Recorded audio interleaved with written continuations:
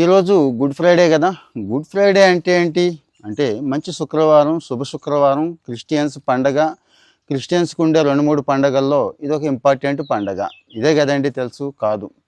Good Friday అంటే మంచి శుక్రవారం, శుభ శుక్రవారం అని చెప్పి చాలామంది హ్యాపీగా, అంటే ఈవెన్ క్రిస్టియన్స్ కూడా చాలా హ్యాపీగా పండగ సంబరాలు చేసుకుంటూ ఉంటారు. కానీ గుడ్ ఫ్రైడే అంటే చాలా చాలా బ్యాడ్ డే అండి. ఒక రకంగా బ్లాక్ ఫ్రైడే అనుకోవచ్చు దీన్ని. ఎందుకంటే యేసుక్రీస్తుని సిలువ మీద చంపేసిన రోజు ఈ ఫ్రైడే, ఈ గుడ్ ఫ్రైడే. మరి దీన్ని ఎలా లెక్క కట్టారు అంటారా?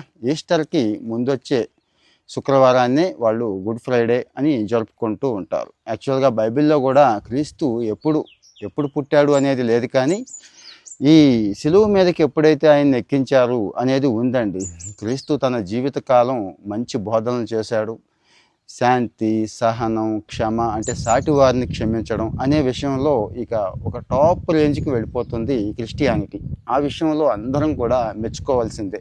సాటి వారిని ప్రేమించండి, సాటి వారిని క్షమించండి అనే విషయంలో. సిలువ మీదకి ఎక్కించిన తర్వాత ఆయన ఒక 7 మాటలు చెప్తాడు ఈ ప్రపంచానికి. ఆ 7 మాటల్ని తర్వాత చాలా గొప్పగా బైబిల్లో కానీ ఇప్పటికి కూడా జరుపుకుంటూ ఉంటారు. సో ఈ శుక్రవారం నాడు ఇక రకరకాలుగా ప్రపంచం అంతా కూడా రకరకాలుగా చేసుకుంటారండి. కొన్ని దేశాల్లో అయితే 33 సార్లు చర్చి గంట మోగించడం, ఇంకా ఉదయం నుంచి సాయంత్రం దాకా ఉపవాసం ఉండటం.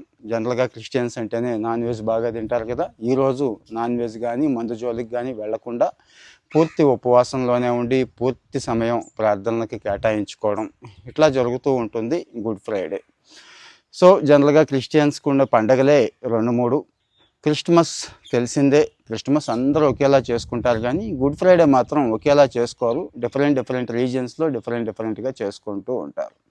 సో మరి గుడ్ ఫ్రైడేని ఎలా చేసుకుంటున్నారు అంటే మన మిత్రుల్లో క్రిస్టియన్ సోదరులు ఉంటే వాళ్ళు ఎలా చేసుకుంటున్నారు, అలాగే ఈ గుడ్ ఫ్రైడేకి సంబంధించి ఇప్పుడు నేను మాట్లాడిన ఫ్యాక్ట్స్ ఏవైతే ఉన్నాయో, అంటే అందరూ చెప్పేవేనండి, అందరికీ తెలిసినవే, కానీ కొంతమందికి తెలియకపోవచ్చు. ఇవి మీకు తెలుసా, లేదు ఇంకా కొత్తగా మీకు ఏమైనా విషయాలు తెలుసుంటే వాటిని కూడా ఇక్కడ పోస్ట్ చేయండి. మన ఫాలోవర్స్ కూడా తెలుసుకునే అవకాశం ఉంది. అంటే నా ఉద్దేశం, మీ ఏరియాలో, మీ ప్రాంతంలో ఈ గుడ్ ఫ్రైడేని ఎలా భావిస్తారు, ఎలా చేసుకుంటారు, అంటే మెయిన్ థీమ్ ఈరోజు ఎలా ఫీల్ అవుతారు, అంటే ప్రార్థన చేసే టైంలో కానీ, ఉపవాసం విషయంలో కానీ, ఆ తర్వాత మిగిలిన కార్యక్రమాల్లో కానీ అనేది షేర్ చేయండి. ఎందుకంటే మనది ఉమ్మడి కల్చర్ కదా.